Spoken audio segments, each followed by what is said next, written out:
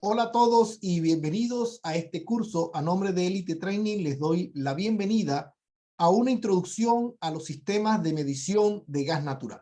Mi nombre es Rafael Solano, soy ingeniero mecánico, especialista en sistemas de transporte de gas natural.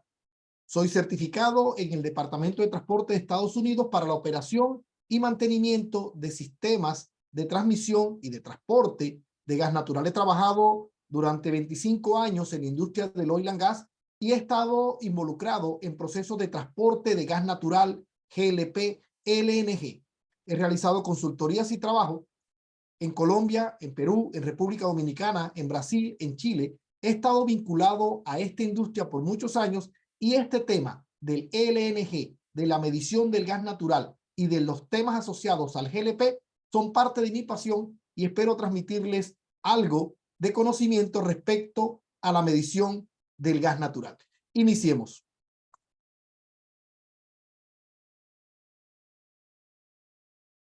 Para la jornada de hoy vamos a estar mencionando, por supuesto, algunas generalidades del gas natural. Vamos a hacer una introducción al gas natural pensando estrictamente desde el punto de vista de medición. Vamos a hablar algo de los parámetros determinantes de la medición, en el caso de la medición del gas natural, y por supuesto vamos a centrarnos un poco en lo que es medir el gas natural. Definiciones obligatorias, ¿qué es medir? Vamos a preguntarnos acerca de los principios de medición y vamos a preguntarnos cómo logramos que la medición cumpla los parámetros normativos de cada uno de los procesos que necesitamos cumplir.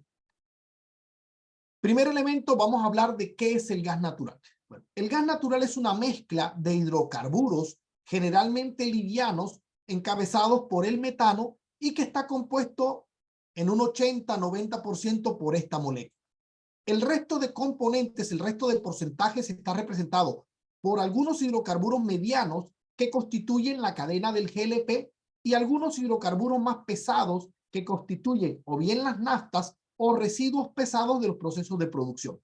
Por supuesto, el gas natural no está exento de la aparición de contaminantes y los contaminantes son aquellos elementos que o bien son nocivos para el transporte del gas natural o bien son nocivos para los efectos de la combustión. En algunos casos, por ejemplo, en el caso del nitrógeno, no es corrosivo ni es nocivo para el proceso de transporte, pero tampoco es combustible. Y en ese sentido es denominado contaminante. Algunos otros son corrosivos y algunos otros son inclusive tóxicos, como en el caso del H2S. La representación que están viendo en pantalla suele ser la representación típica de la literatura. Sin embargo, cuando miramos esas proporciones desde el punto de vista volumétrica, encontramos que la sustancia que predomina el gas natural es el metano y por tanto, en esferas volumétricas un poco más representativas, encontraríamos que prácticamente todo el gas natural estaría representado por el metano. Esto es importante porque hay variables volumétricas que necesitamos medir para determinar la calidad del gas y, por supuesto, identificar el volumen y la cantidad de energía, como lo veremos más adelante. Composiciones del gas natural, entonces, típicamente en Colombia manejamos varias composiciones de gas natural. Estas composiciones están asociadas a los campos donde se producen. Algunos con alto contenido de metano, como por ejemplo el que he puesto aquí anónimamente como gas número 3, los que conocen la industria de Colombia identificarán rápidamente a qué tipo de formación, a qué tipo de campos se refiere este gas con un contenido de metano cercano al 98%. Existen también en Colombia gases con un alto contenido de etano, 9-10%, y se encuentran ubicados casi todos en el interior del país. Por supuesto, esto es importante desde el punto de vista de análisis de calidad y de cumplimiento de normas, pero también es importante desde el punto de vista metrológico. ¿Por qué? Bueno, porque el gas natural no es solamente un producto que podemos utilizar o que comercializamos para uso residencial. El gas natural es un combustible altamente utilizado en la industria y es también una materia prima utilizada, si bien en Colombia con poco uso petroquímico, a nivel internacional tiene una gran utilización. Si bien el gas natural como combustible utilizado en la industria, en el sector residencial, comercial o vehicular, puede medirse en masa y en volumen. El verdadero objetivo, permítanme, activo por aquí, el verdadero objetivo de medir la masa o el volumen del gas natural es medir la cantidad de energía que se entrega. Al final de cuentas, se está utilizando el gas natural como un combustible. En ese sentido, la cantidad de energía entregada es la variable fundamental. Ahora, si estamos hablando del gas natural como materia prima, ya sea para uso petroquímico, en Colombia hay utilización del gas natural como fertilizante fundamentalmente y el resto como combustible. Pero a nivel de insumo, el gas natural puede ser utilizado para la generación de hidrógeno o para la producción de otros combustibles reformados a partir del gas natural. También es precursor de algunas sustancias que permiten la producción de plásticos. En este caso, si bien estamos interesados en medir el volumen o la masa del gas natural, lo estamos haciendo para identificar la cantidad de sustancia entregada. Cantidad de sustancias de alguno de los componentes específicos. Porque recuerden que por aquí estábamos hablando que el gas natural es una mezcla y entonces nos interesa medir cuánta cantidad de sustancia de metano, por ejemplo, se entrega o cuánta cantidad de etano, que suele ser el segundo componente más voluminoso en el gas natural, entregamos. En ambos casos, sea metano o etano la sustancia de interés, lo que se desea medir en últimas es la cantidad de sustancia. Y entonces, ¿qué medimos? Bueno, del gas natural nosotros podemos medir o bien la cantidad de sustancia, o la masa, o el volumen, o la cantidad de energía, o alguno de los otros parámetros de interés en la medición. Pero antes de centrarnos a hablar de qué medir y cómo medir, vamos a mirar la definición de la palabra medir, dada por la Real Academia de la Lengua Española. Y literalmente dice, medir es comparar una cantidad con su respectiva unidad con el fin de averiguar cuántas veces la segunda está contenida en la primera, una cantidad contenida en su patrón. Y entonces, para nosotros identificar qué es medir gas natural, debemos identificar qué vamos a medir. En el caso del gas natural, habíamos mencionado que podíamos medir o volumen, o masa, o en últimas, energía. Y es importante señalar que cada una de estas magnitudes a medir tiene sus propias unidades. Por ejemplo, las unidades de medición de volumen podrían ser perfectamente metros cúbicos, millones de pies cúbicos estándar o miles de pies cúbicos estándar. En el caso de la masa, mucho más familiarizado seguramente con esta unidad, estaríamos hablando de kilogramos, libras o toneladas. En el caso de energía, estaríamos hablando de kilocalorías, de joules, de toneladas equivalentes de carbón, toneladas equivalentes de petróleo o, por supuesto, la unidad británica de energía BTU. Aspecto importante, estas unidades son diferentes a una rata de flujo. Estas magnitudes medidas, volumen, energía y masa, son magnitudes absolutas, es decir, son metros cúbicos, es una unidad absoluta, no es relativa. La energía, los BTU, son una unidad absoluta, al igual que los kilogramos son unidades absolutas. Y en este sentido, quisiera señalar que cuando nosotros medimos, lo hacemos con un objetivo. ¿Cuál es el objetivo de nuestra medición? Nuestra medición está contenida dentro de una ciencia que se denomina metrología. La metrología puede ser, la primera metrología de interés es la metrología científica. ¿Cuál es el objetivo de la metrología científica? Determinar mecanismos, patrones y estructuras que nos permitan medir. Es decir, los científicos de la metrología se dedican a inventar los medidores que utilizamos en el resto de la industria. Ahora, la medición que nosotros estamos interesados en realizar puede ser una medición industrial o una medición legal. Cuando hablamos de una medición legal, nos referimos a un proceso de compra y venta. Es decir, cuando existe una transferencia de custodia en el proceso de medición.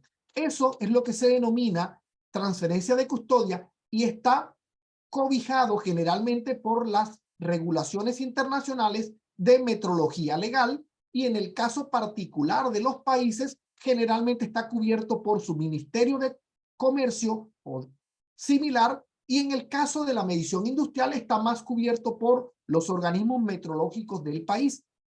¿Qué es una medición industrial? Es una medición, por ejemplo, desarrollada dentro de un proceso para controlar un proceso, para controlar un servicio, para controlar una calidad de un producto, pero que no significa necesariamente que el producto medido haya cambiado de propietario. Y permítanme, les ilustro con un ejemplo. La metrología legal, por ejemplo, cuando compramos un combustible como la gasolina, ese surtidor que nos entrega a nosotros está realizando la transferencia de custodia del producto. Deja de ser propiedad de la estación de servicio y pasa a ser propiedad y custodia del conductor o del propietario del vehículo. Esa medición implica un pago, y como implica un pago, implica un proceso de compra y venta. Y en ese caso, esa medición debe cumplir con los parámetros de la Organización Internacional de Metrología Legal o los equivalentes del Ministerio de Comercio de cada país. Ahora, ¿cómo medimos?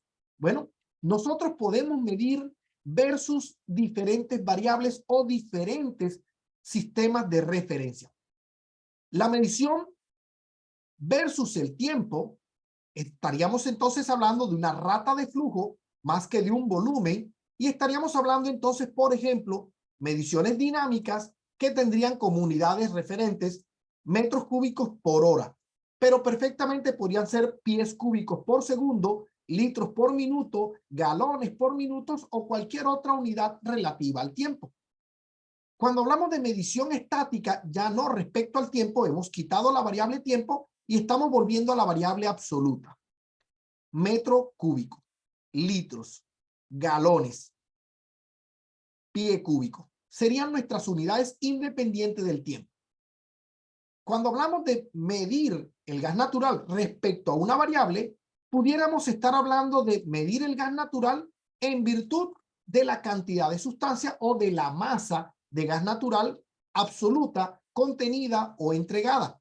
Lo mismo podríamos decir del volumen y podríamos decir lo mismo de la energía. Ahora, respecto a una referencia, es aquí donde aparecen las tecnologías de la metrología científica. ¿Por qué?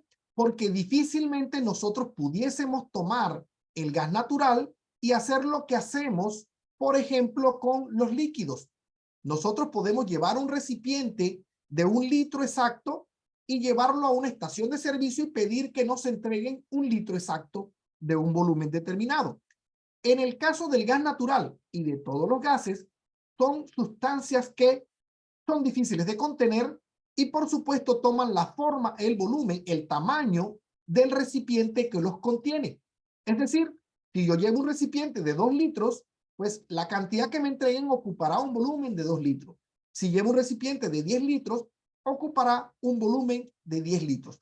Razón por la cual lo que la Academia de la Lengua nos decía, que es comparar contra su respectiva unidad, se vuelve un poco complejo en el tema del gas natural.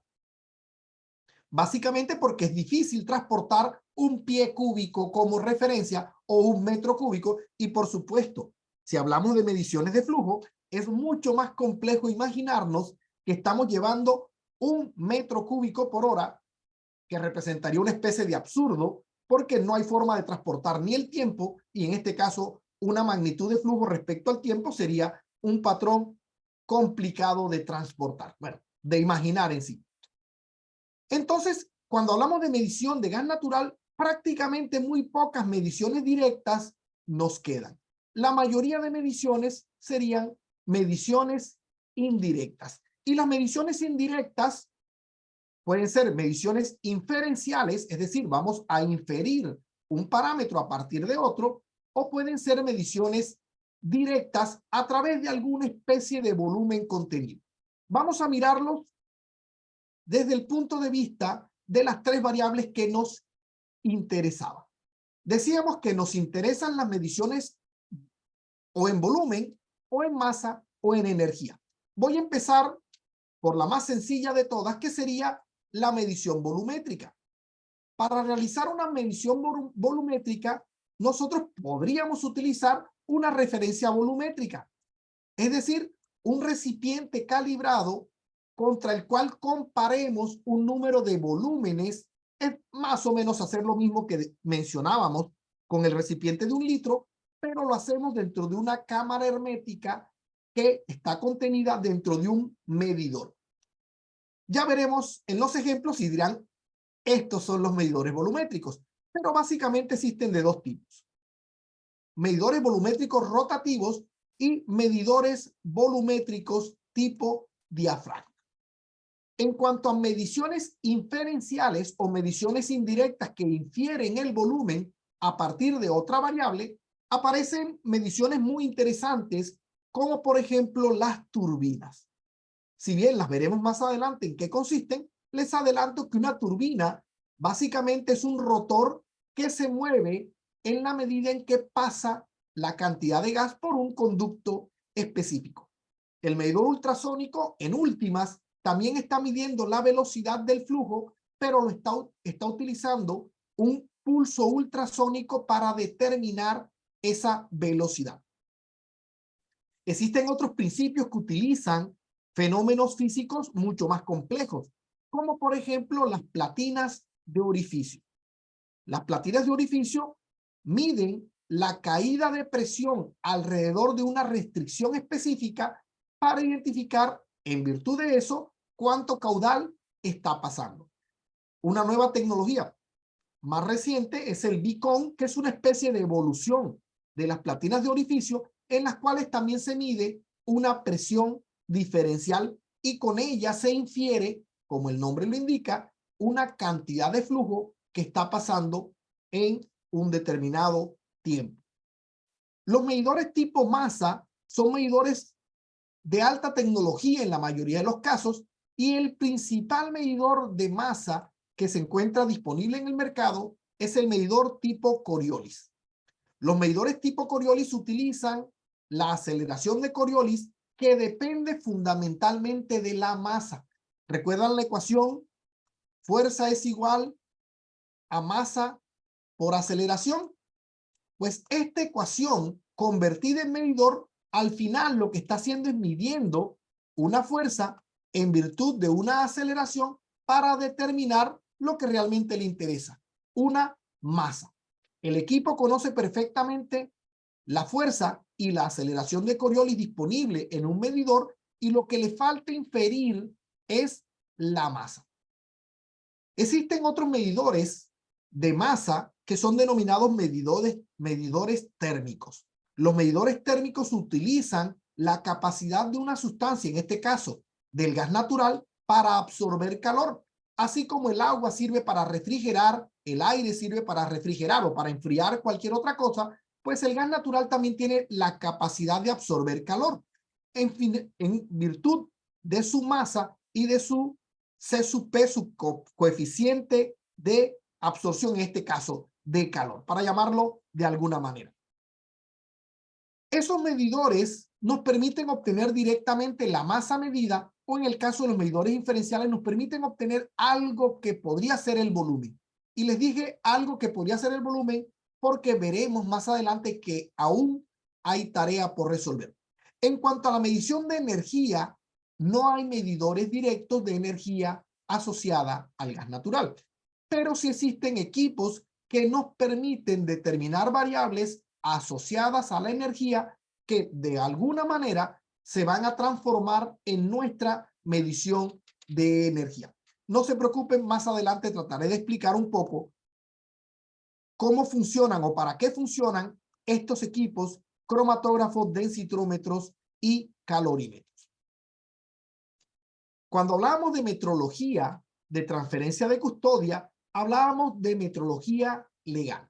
Y la metrología legal, básicamente lo que nos quiere declarar que es una realidad del sistema y de los negocios, es que el flujo del fluido es en últimas el flujo del dinero. La diapositiva la dejé tal cual como suelen encontrar en la literatura internacional, porque es eso lo que se transmite a través de la Organización Internacional de Metrología Legal.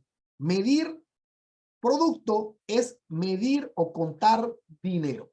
En nuestro caso, ¿qué variable de interés nos preocupa medir? Pues nos preocupa medir el volumen, nos preocupa medir la energía o nos preocupa medir la masa. Pero la mayoría, por no decir que todos los medidores comerciales disponibles en el mercado, miden esa variable respecto al tiempo. Razón por la cual nuestra medición volumétrica, que era solamente metro cúbico, pasa a ser versus el tiempo metro cúbico por hora, metro cúbico por minuto, metro cúbico por segundo, galones por minuto o cualquier unidad volumétrica respecto al tiempo. Una unidad utilizada mucho en la industria del gas natural es el millón de pie cúbico estándar por día, y es una unidad utilizada fundamentalmente por los productores y transportadores de gas natural. Es una unidad bastante grande. Otra unidad que se suele utilizar es derivada de la anterior, pero ya no estamos hablando de millones de metros de pies cúbicos por día, sino que estamos hablando de millones, de miles de pies cúbicos por hora. También suele ser una unidad utilizada por las empresas distribuidoras y transportadoras de gas natural. Cuando hablamos de energía respecto al tiempo, estamos hablando de BTUs, la unidad británica, respecto al tiempo, de kilocalorías respecto al tiempo.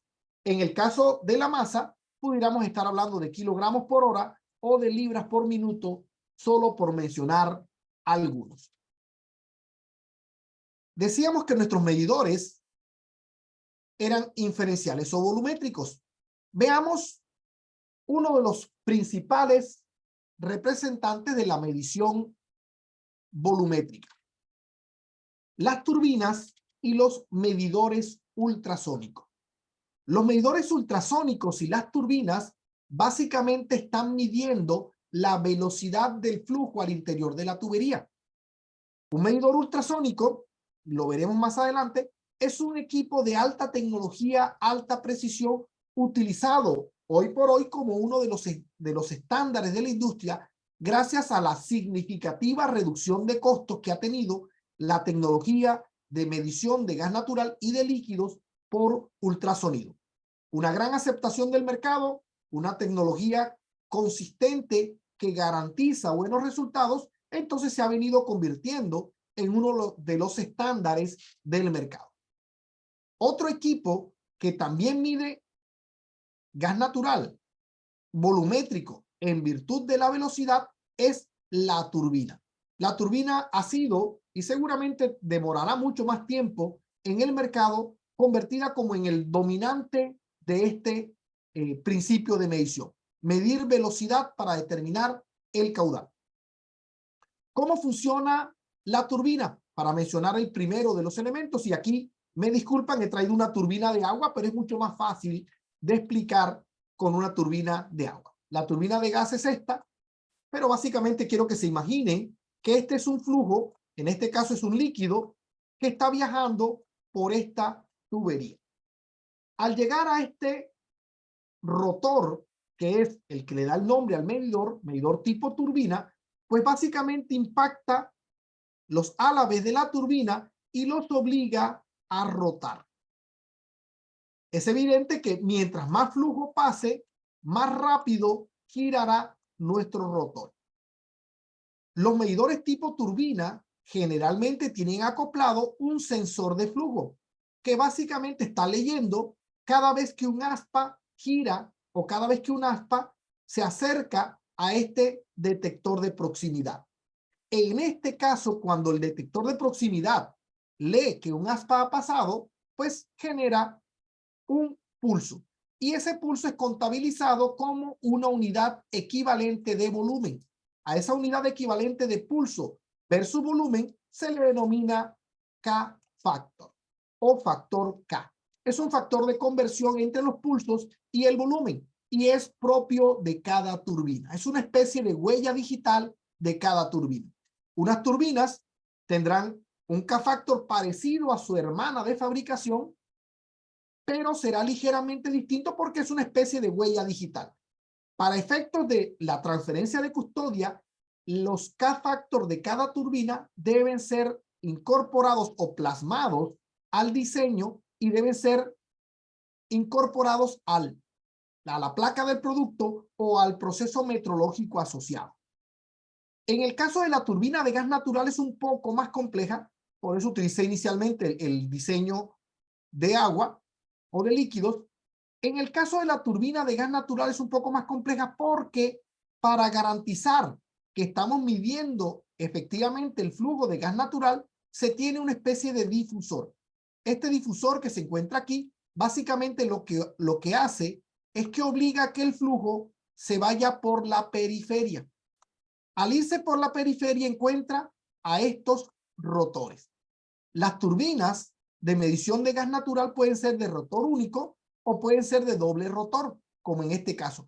En algunos casos el rotor es uno y el estator es otro. Es un equipo que guía el flujo, pero no se mueve. ¿Cuáles son los objetivos de todos estos elementos? Básicamente garantizar que el flujo que pasa por los álabes es representativo de la velocidad de flujo promedio de todo el gas natural. En últimas, un equipo de estos está midiendo velocidad de flujo, velocidad del gas natural. En el caso del medidor ultrasónico, el medidor ultrasónico opera más o menos igual. ¿Cómo funciona el medidor ultrasónico? Bueno, básicamente, imaginémonos, en este caso he dibujado el flujo en el sentido contrario, imaginemos que el flujo va en este sentido y que nuestro pulso se genera en este sentido. Vamos a imaginarnos mejor con un nadador. Imaginémonos una corriente de agua, en este caso el río va en este sentido, esta es la corriente principal de agua, y nuestro nadador olímpico va a intentar cruzar este río en este sentido. De alguna manera, nuestro nadador olímpico va a estar siendo ayudado por la corriente de agua. Al final de cuentas, el agua del río está viajando en este sentido y él, aunque sea solamente una parte vectorial, también está viajando en ese sentido. Es previsible que entonces, si nuestro nadador olímpico empieza a nadar en el sentido contrario, aunque sea en diagonal, lo que va a terminar causando es que tenga un tiempo de retorno distinto al tiempo que le tomó la ida. Y la diferencia de tiempo de ida y de regreso, esta diferencia de tiempo dependerá de qué tan caudaloso sea el río. Si esto deja de ser un río y pasa a ser, por ejemplo, una piscina que no tiene corriente, pues en teoría al nadador debería costarle el mismo tiempo regresar que ir. Si no hay corriente, es decir, aquí no hay velocidad de flujo, pues en últimas, nuestro nadador debería tener un tiempo de ida y un tiempo de regreso similares. Hemos dicho entonces que estos sistemas están midiendo la velocidad de flujo. Ahora, los que conocen los ríos sabrán que los ríos tienen una velocidad en la superficie y que si nuestro nadador se fuese por debajo del agua, seguramente encontraría una velocidad distinta de flujo.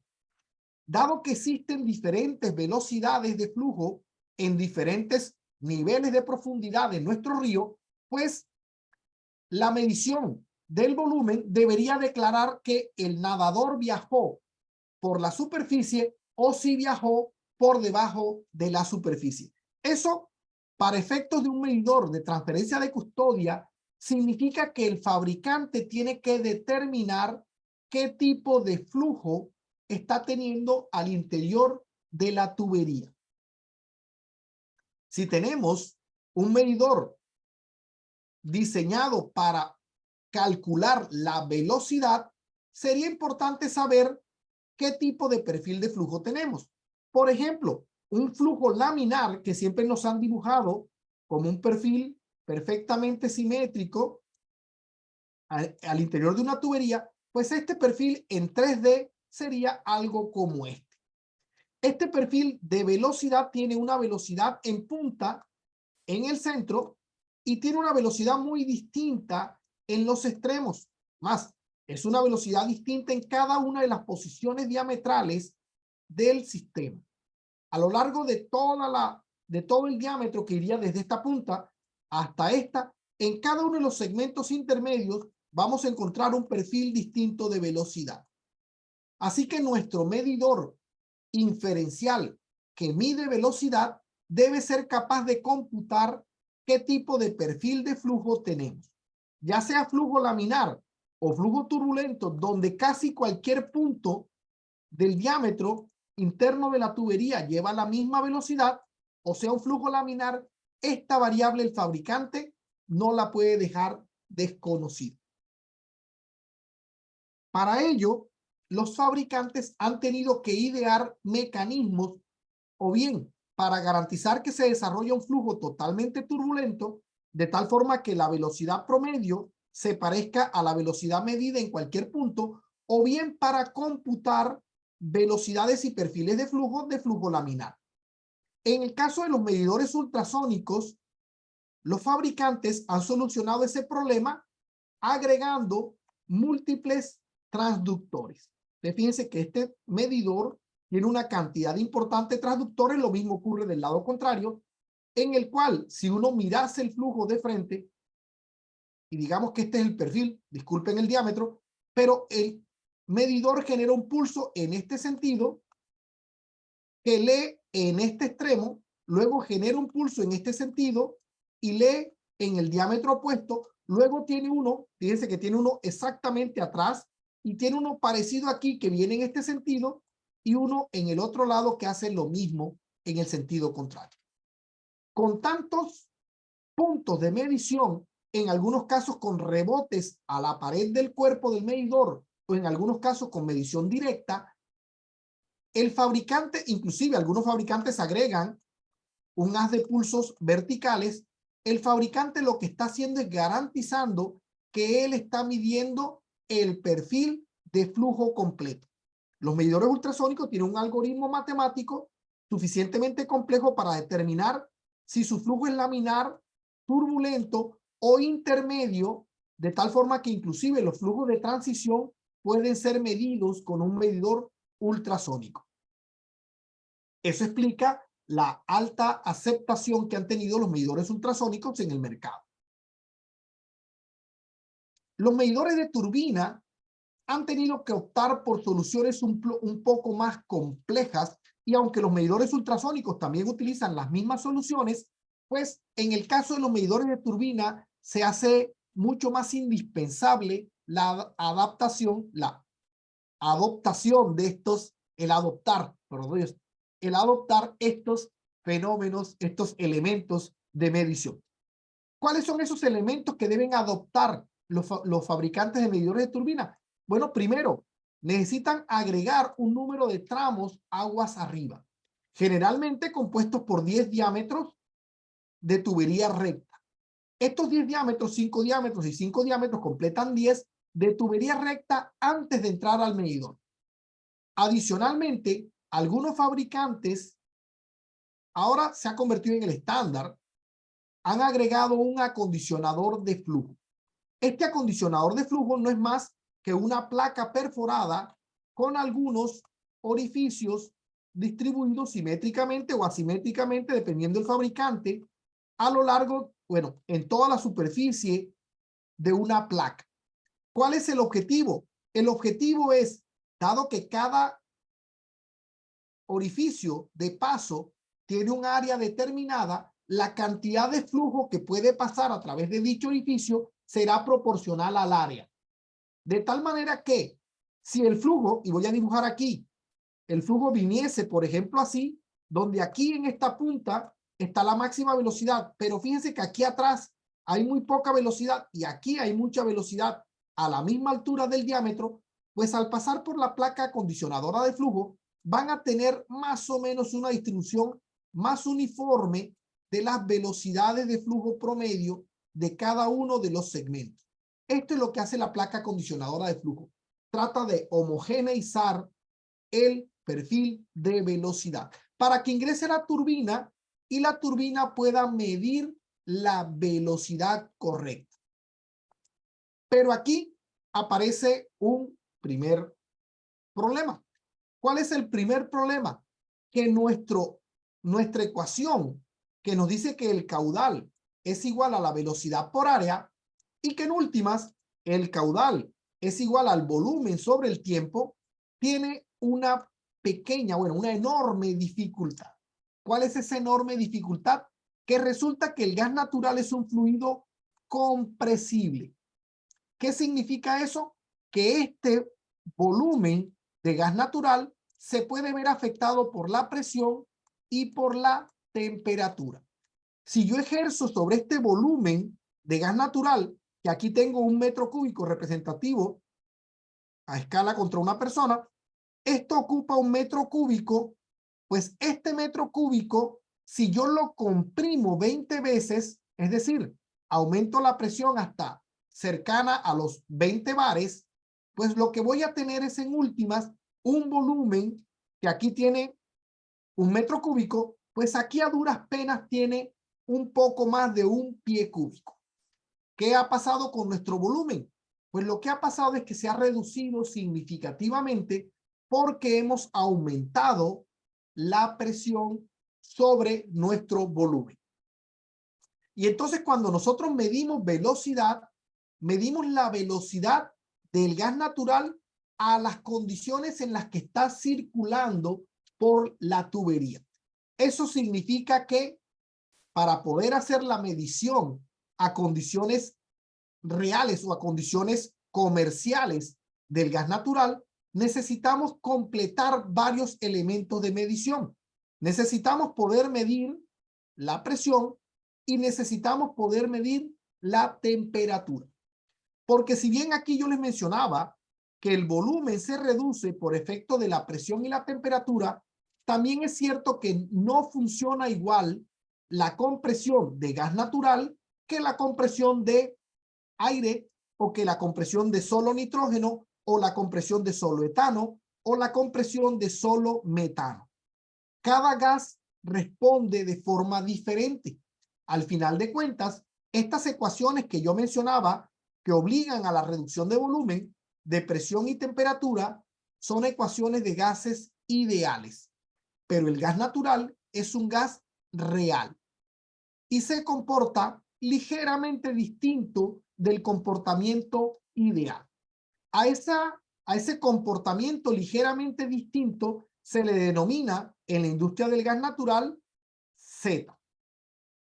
Y el comportamiento o la medición de la variable Z es una medición de qué tan alejado del comportamiento ideal se encuentra nuestra sustancia. Evidentemente, este Z dependerá de la composición química. Y es aquí donde aparece, digamos que la primera de las respuestas de para qué utilizábamos estos equipos que mencionábamos por acá. Un cromatógrafo es un equipo especializado en la identificación de los componentes de una sustancia específica, en nuestro caso, del gas natural. El cromatógrafo permitirá entonces identificar la cantidad de metano, etano, propano y demás componentes del gas natural que mencionábamos muy al principio de nuestra charla. Un cromatógrafo debe ser capaz de medir cuánto metano, cuánto etano, cuánto propano y cuánto más de estos hidrocarburos pesados se encuentran en el gas natural. Pero también debe ser capaz de identificar cuánto de estos componentes contaminantes se encuentra también en el gas natural, nitrógeno, CO2 y algunos otros contaminantes. Así que ya hemos encontrado uno de los usos para nuestro equipo de cromatografía.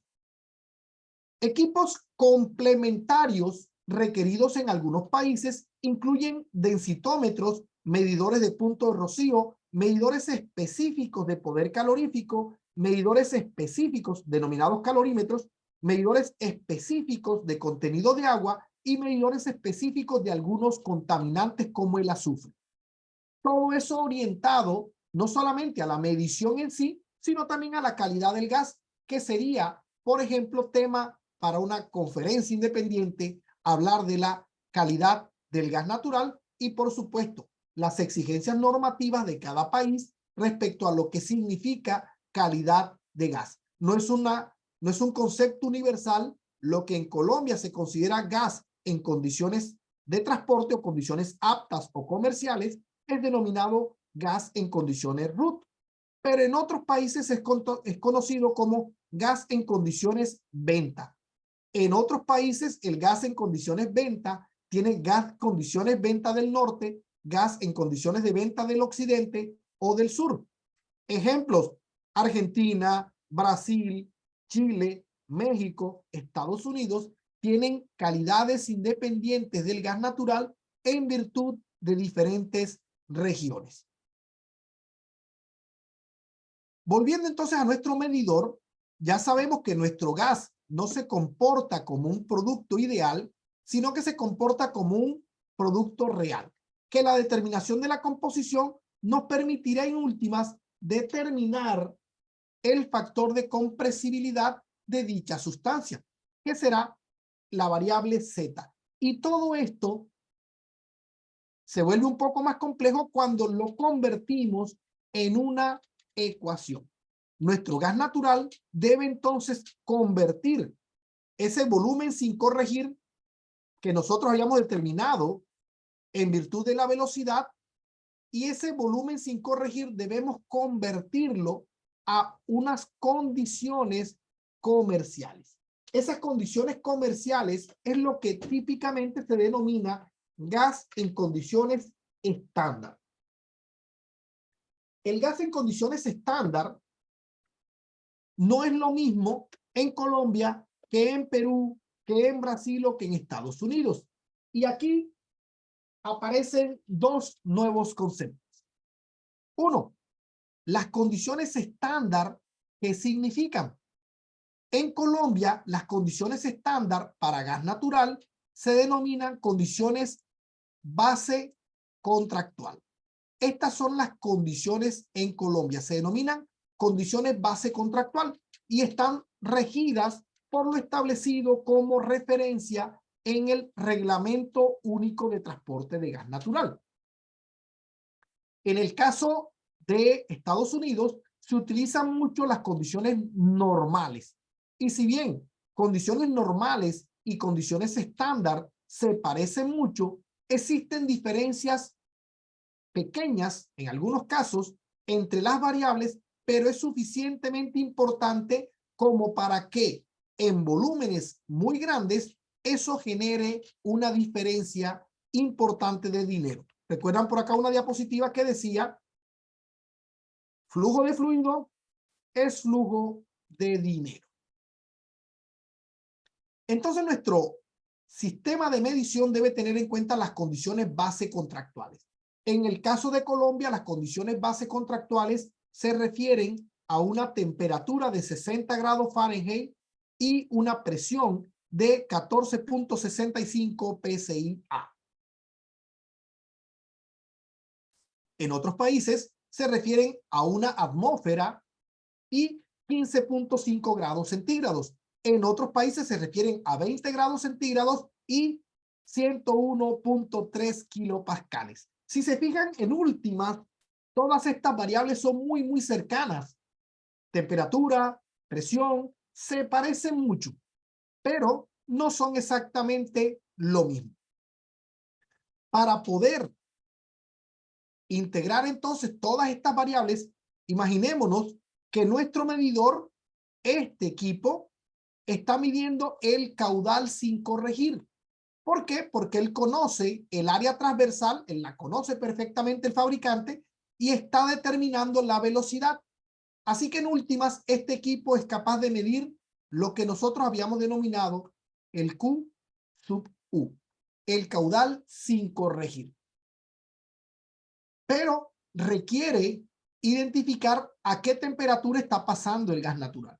Entonces necesitamos ubicar unos equipos capaces de medir la temperatura que está circulando de gas natural. De igual manera, se requiere identificar la presión que está circulando del gas natural. Generalmente la presión es tomada directamente en el cuerpo del equipo que mide. En este caso, una turbina, el medidor contiene unas pequeñas perforaciones donde el fabricante ha dispuesto una toma para que nosotros sensemos la presión en el sistema. Cuando convertimos todo esto a ecuaciones, el caudal sin corregir, que lo genera la turbina, la presión a condiciones de flujo, que sería medida por un equipo, la temperatura también necesita un equipo, y por supuesto, aquí hay un FPV que necesita una medición de la compresibilidad. Y la compresibilidad depende, como lo habíamos mencionado, de la composición. Así que fíjense que nuestra medición de gas natural se ha convertido en una medición estrictamente de velocidad y volumen, a convertirse en una medición de velocidad y volumen, presión, temperatura y composición. Muchas variables para ser realizadas por un equipo mecánico 100% como es una turbina. Razón por la cual en las estaciones se agregan muchos más componentes. ¿Qué componentes agregamos en una estación de medición? Bueno, lo que típicamente encontramos en una estación de medición es agregar elementos como, por ejemplo, un transmisor de presión, un transmisor de temperatura y un equipo que integre las variables denominado computador de flujo. Nosotros entonces tenemos un transmisor de presión que agregamos en el cuerpo del medidor, un transmisor de temperatura que ya vimos que lo localizamos a algunos diámetros aguas abajo del medidor, digamos que por aquí, en este caso, este sería nuestro transmisor de temperatura. En el cuerpo mismo del medidor ponemos el transmisor de presión y por supuesto todo esto lo integramos en una unidad de cómputo que sería nuestro computador de flujo.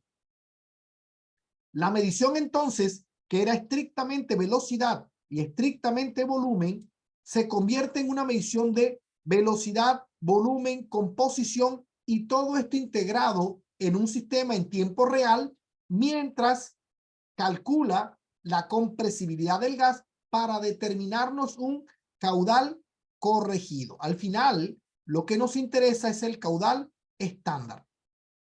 Y si a esto sumamos las restricciones mecánicas, encontraremos que nuestras estaciones terminan volviéndose equipos mucho más complejos. Fíjense que inicialmente habíamos dicho que nuestra medición es estrictamente el elemento que está midiendo. En este caso, ¿quién mide? Una turbina o un medidor ultrasónico. Este medidor nos generó un caudal sin corregir, pero necesitamos agregarle una medición en el cuerpo de la presión. Entonces aquí tenemos un equipo que mide presión, pero adicionalmente encontramos un equipo que mide la temperatura. Dado que el perfil de flujo es importante, agregamos un tramo de tubería recto, aguas arriba, y un tramo de tubería recto, aguas abajo. Fíjense que nuestro patín de medición se convierte en un sistema complejo, porque incluye tramos aguas arriba, tramos aguas abajo, los elementos que acompañan a la medición, que serían transmisores de presión, transmisores de temperatura, en algunos casos una restricción de flujo, que podría ser, por ejemplo, una platina perforada para limitar la cantidad de flujo que pasa por el medidor y, por supuesto, para garantizar la integridad de nuestro sistema, se incorporan elementos que seguramente identificarán que son estos, que serían filtros. Entonces, una estación típica de medición ya no es simplemente el medidor. La estación es, aparte del conjunto de válvulas que, por supuesto, permiten que todo esto opere, incluye filtros. En algunos casos se requiere regulación para garantizar las condiciones de presión que el cliente necesita y, por supuesto, todo el sistema complejo de medición que incluye aquellos componentes que mencionábamos como transmisores de presión, transmisores de temperatura, el cuerpo mismo del medidor y los tramos aguas arriba y aguas abajo. Eso pensando estrictamente en los medidores de velocidad, pero no son el único principio aplicable a la medición. Decíamos que existen otros principios de medición inferenciales y que cada uno de estos principios podría perfectamente ser una charla independiente, una capacitación independiente, porque cada uno tiene sus complejidades. Mirando otros de los principios de medición, voy a mencionarles este. Este medidor, que es uno de los primeros principios de medición utilizados en la industria y que lleva literalmente dominando gran parte del tiempo hasta que aparecieron en gran medida las turbinas y los medidores ultrasónicos, es denominado medidor de platina de orificio. ¿En qué consiste esta medición? Bueno, básicamente en insertar en la zona de flujo una platina que tiene un orificio, de allí su nombre. ¿Cómo funciona? Pues básicamente lo que sucede es que nuestro gas natural que va viajando se encuentra con un pequeño orificio en la tubería y en esa zona nuestra velocidad de gas, que digamos que viene así, por Dios, digamos que viene más o menos recta, la velocidad, cuando llega a ese orificio, la velocidad se sube significativamente, pero luego cuando ya sale del orificio, es decir, cuando llega por aquí, se acelera y cuando ya vuelve acá, pues imagínense, esto es muchas líneas de flujo intentando pasar por un único agujero. Van a tener que, para que todas puedan pasar, pues van a tener que hacerlo mucho más rápido. Y luego cuando salen del otro lado, pues las líneas de flujo vuelven y se expanden y entonces vuelven y ocupan todo el volumen y por tanto la velocidad después de pasar por el agujero vuelve y baja. En este caso la velocidad vuelve y se mantiene más o menos constante con alguna pérdida, pero digamos que esto es lo que le va a pasar a la velocidad alrededor del punto de paso. Ahora, si nosotros pensamos en la presión viene más o menos constante igual al llegar a la zona de medición donde se aumentó significativamente la velocidad, la presión baja significativamente. Y aunque luego de pasar por el agujero se recupera en gran medida, digamos que hay una pérdida permanente de presión, hay aquí una pequeña diferencia de presión. Este equipo lo que hace es medir la presión en el punto más alto justo antes de entrar a la platina y en el punto más bajo justo al salir de la platina de orificio. Y ellos entienden, los expertos en metrología científica, que existe una relación entre la diferencia de presión y, por supuesto, el caudal. Bueno, la diferencia de presión a una potencia n. Existe una ecuación que relaciona el caudal con la diferencia de presión. Y ese principio es supremamente simple para que lo puedan replicar y fabricar centenares de diseños de platinas de orificio con diferentes tamaños de agujero. Es un principio supremamente simple, tan simple que los medidores de platina de orificio aún hoy, cuando existen medidores ultrasónicos, turbinas, Coriolis y demás tecnología altamente avanzado, siguen siendo medidores muy utilizados en los campos de producción de gas natural. ¿Por qué? Porque es una tecnología confiable, funciona muy simple, es fácil de entender, no tiene piezas móviles, el mantenimiento que requiere realmente mínimo y, por supuesto, es económica desde el punto de vista de inversión. Así que los medidores de presión diferencial son y seguramente serán medidores aplicados en la industria por muchos más años. Relación, diferencia de presión contra caudal es una ecuación que se puede parametrizar. Este principio de medir presiones diferenciales ha permitido generar variaciones a los fenómenos de medición. Existe, por ejemplo, una nueva medición, un nuevo principio de medición, igual fenómeno físico, igualmente conocido, igualmente antiguo en la industria, y este medidor se llama medidor BCOM o cono en B. Este medidor en B, porque es un cono, lo que hace es lo mismo que mencionábamos de un medidor de platina de orificio. El flujo ingresa por aquí. Cuando viene por aquí tiene toda el área disponible, por lo tanto la velocidad de flujo es, digamos que la velocidad 1. Pero cuando tiene que pasar por acá, este cono está reduciendo el área disponible y por tanto las líneas de flujo tienen que acelerar. Y entonces esta velocidad en esta zona es una velocidad 2. Esta es la velocidad 1 y esta sería en esta zona nuestra velocidad 2. En esa velocidad 2 existe necesariamente un aumento de velocidad y una disminución de presión. Y entonces lo que hace nuestro equipo es medir cuánto era la presión en esta zona, que llamaríamos presión 1, y cuánto es la presión 2. La presión 1 muy grande, la presión 2 más pequeña, y esta diferencia de presión es proporcional al caudal. Otro fenómeno de medición es utilizar un tubo de Pitot. El tubo de Pitot genera una medición diferencial entre el centro del flujo y la medición de la presión en la pared de la tubería y entonces determinar una diferencia de presión entre el centro y la periferia. Esta medición en el centro y en la periferia, en últimas, está calculando una velocidad. Si se fijan, esto se parece a este perfil de flujo que está aquí. Si nosotros medimos la velocidad en el centro y medimos la velocidad en la periferia, notaremos que existe una diferencia importante. Por lo tanto, medir la presión en la periferia y la presión en el centro nos dará una indicación de la velocidad, que en últimas es una indicación del caudal. Ahora, ¿qué sucede si nuestro perfil de flujo es totalmente turbulento? Es posible que nuestra medición en el centro y la periferia, como en este caso, no sea tan representativa y pudiera introducir errores en el fenómeno de medición. En ese caso, lo que se hace, bueno, lo que se ha hecho es generar una nueva forma de medir un poco más compleja.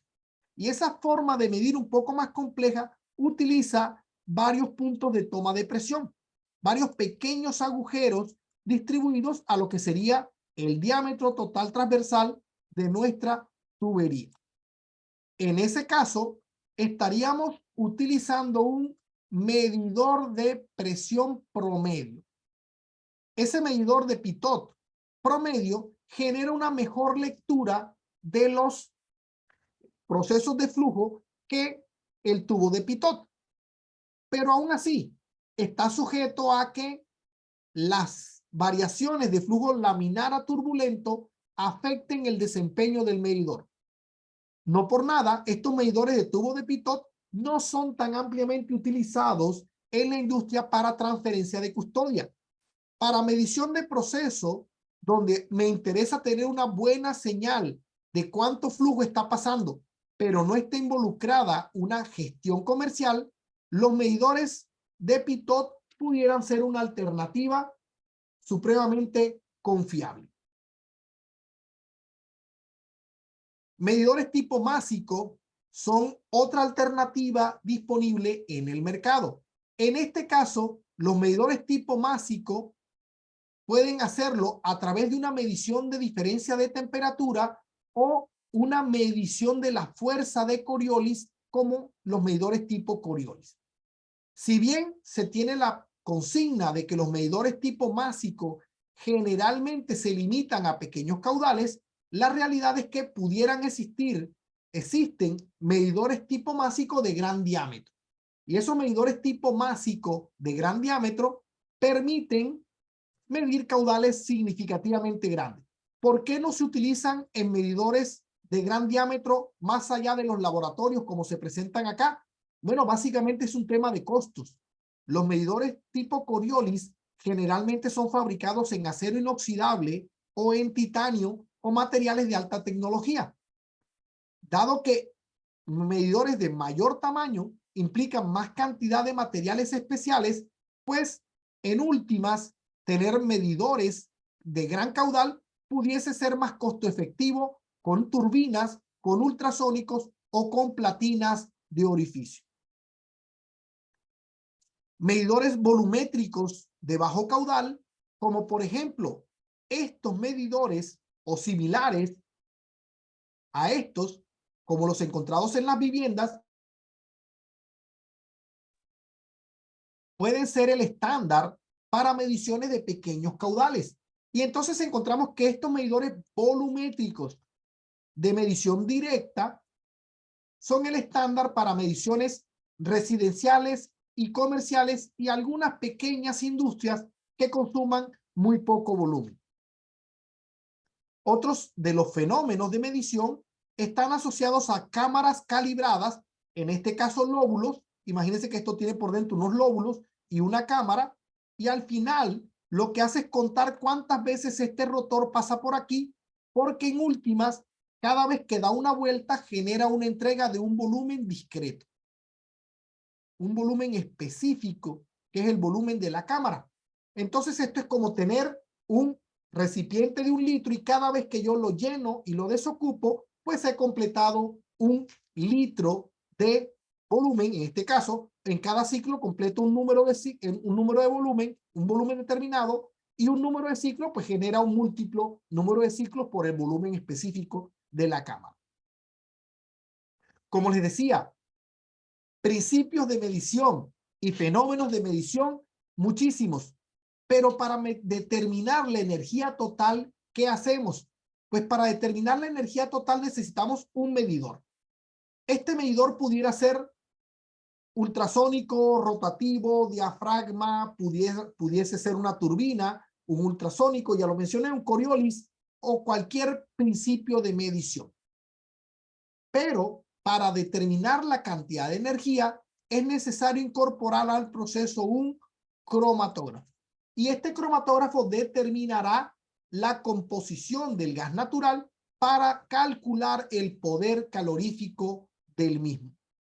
Todas estas variables deben ser incorporadas a un computador de flujo, y ese computador de flujo en últimas lo que hace es que toma la temperatura, la presión, el volumen, la composición y el resultado del cromatógrafo y nos entrega un poder calorífico más un volumen que en últimas es una cantidad de energía o un flujo de energía total. Todos los medidores son buenos, todos los medidores tienen buen desempeño siempre y cuando sean seleccionados correctamente. Por ejemplo, un serrucho es muy bueno cortando madera, pero si lo pretendo utilizar como martillo para golpear clavos o para desatornillar, pues el serrucho no va a ser la mejor de las herramientas para esa nueva tarea que le estoy encomendando. Lo mismo pasa con los medidores. Los medidores tienen zonas en las que tienen muy buen desempeño. Y en esas zonas de buen desempeño es donde debemos nosotros utilizarlo. Por ejemplo, los medidores de platina de orificio o medidores diferenciales funcionan muy bien con fluidos limpios. Funcionan muy bien con fluidos inclusive con gas húmedo. Funcionan con relativa indiferencia en el caso de fluidos corrosivos y funciona con relativa indiferencia con medidores con flujos sucios. Las turbinas, bueno, todos los equipos están muy a gusto midiendo fluidos limpios, pero en especial los medidores de desplazamiento positivo no quieren saber mucho de flujos húmedos o flujos sucios. ¿Por qué? Porque son cámaras calibradas y en la medida en que se van ensuciando las cámaras, pues van perdiendo su calibración. En la medida en que el medidor se llena de suciedad, pues la cámara tiene una parte del volumen ocupada por esa suciedad y eso significa que directamente el medidor no está midiendo el caudal que debería. Medidores ultrasónicos miden muy bien gas limpio y suelen ser indiferentes a la medición sucia, contaminada, húmeda o corrosiva. Suelen ser inmunes al igual que los Coriolis, al resto de condiciones. Por supuesto, la condición deseable de cada medidor es un gas limpio y seco, sin contaminantes. Pero los medidores de alta tecnología como Coriolis y ultrasónicos son capaces de pasar muy bien esos retos de caudales. Ahora, no significa que todos los medidores vayan a medir en todos los rangos. Evidentemente, un medidor pequeño medirá flujos pequeños. Un medidor grande medirá flujos más grandes. ¿Pero qué significa flujos más grandes o más pequeños? Bueno, básicamente es respecto a su máxima capacidad de flujo, ¿cuál sería su flujo más pequeño que pueda medir? Si un medidor está diseñado para medir 100 litros por minuto, pues esa medición de 100 litros por minuto sería su 100% de capacidad. Se espera que el medidor mida con mucha precisión, con mucha calidad, con muy poco error total durante un rango. Pero evidentemente en la medida en que nos vamos acercando a flujos muy pequeños, el medidor puede literalmente, como nuestro oído, irse volviendo sordo en la medida en que el volumen vaya disminuyendo. Seríamos capaces de escuchar música a determinado nivel, pero en la medida en que le vamos bajando el volumen, es posible que algo así parecido, es posible que vayamos perdiendo la capacidad para detectar el sonido. En este caso, los medidores van perdiendo la capacidad para detectar el volumen. Y existe un valor mínimo en el que el fabricante literalmente no se compromete a identificar caudal. Y nos dice, tengo un caudal mínimo que puedo medir. Y por supuesto también nos dice, existe una zona óptima en la que yo puedo medir dentro de un límite controlado de desempeño. Por debajo de ese y hasta el mínimo puedo medir, pero no puedo garantizar el mismo nivel de desempeño. Ese nivel de desempeño, en últimas, es lo que nosotros llamaríamos error. Ese error puede ser un error en masa, puede ser un error en volumen o puede ser un error en energía. Ese error en masa, volumen o energía debe ser determinado para saber si nuestro medidor está cumpliendo con los requisitos de la transferencia de custodia. En el caso de Colombia, los medidores están calificados en virtud de clases.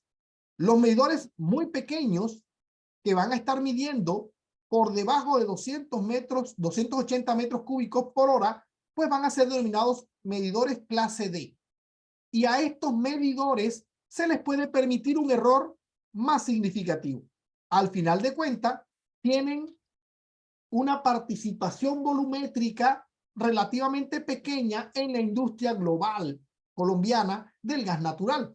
Así que estos medidores pequeños pueden tener errores más grandes. No nos vamos a volver tan exigentes en pedirle a un medidor pequeño que entregue el volumen de una casa que corrija a un nivel de precisión mucho más alto, porque al final el dinero involucrado, y esto es netamente un tema comercial, el dinero involucrado versus el costo del medidor pudiera no ser justificable.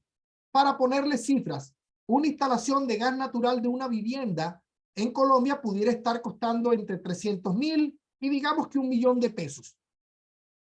Para entregar 15.000, 20.000, 30.000 pesos mensuales de gas natural. Una instalación industrial puede costar 10 millones de pesos y puede estar entregando 5 o 4 millones de pesos mensuales. A una vivienda, decirle que invierta 2 o 3 millones de pesos más para que la factura deje de ser 16.000 y pase a ser 17 o 15.000 pesos, pero sin errores, realmente no se justifica. Podrían pasar 100 años para que esa mejoría en la precisión del medidor justifique la inversión adicional en una vivienda. Pero en una industria pudiera significar 1, 2, 3 meses de mejora en la medición para pagar la inversión. Así que esto es un tema de costo-beneficio. La industria a los equipos más grandes les exige mucho más, porque un error en una medición gigantesca, como por ejemplo entregarle a todo a una termoeléctrica o entregarle a una industria, pudiera significar que en un solo día de error estuviera involucrado 1, 2 o 3 millones de pesos, solo por ponerle cifras. Así que en una medición que puede tener un error de 1 millón o 2 o 3 millones diarios, realmente hay que ponerle la lupa. Y eso es lo que hace la legislación colombiana. A los medidores más grandes les exige mucho más que a los medidores más pequeños. Y básicamente es porque esto involucra mucho más costo, pérdida para alguno de los dos actores y por tanto es mucho más justo, mucho más fair play que ambas partes midan correctamente. ¿Qué involucra un medidor? Bueno, en Colombia los medidores clase D solamente necesitan medir el volumen. Eventualmente computar eso local o remotamente. Y eso lo hace el facturador en su laboratorio. Pero los medidores de más alta clase, que serían los medidores clase A, necesitan todos esos elementos que yo les mencionaba. Necesita, por supuesto, medir la presión, medir la temperatura, hacer la conversión de energía, por supuesto, determinar el Z, que significa calcular la composición, y todo esto metido en un dispositivo de telemetría. Es decir, transmisor de presión, transmisor de temperatura, cromatógrafo, computador de flujo, elemento primario, que es el nombre que recibe el medidor en sí. Todo eso debe estar integrado para que nuestro equipo funcione correctamente dentro de esta clase. Y bueno, básicamente ese era el concepto que quería transmitirles. Muchísimas gracias por ver esta presentación. Espero que les ilustre sobre los fenómenos de medición. Insisto, esta es una parte de la capacitación global de medición que estamos desarrollando en el e-training para todos ustedes. Muchas gracias y hasta luego.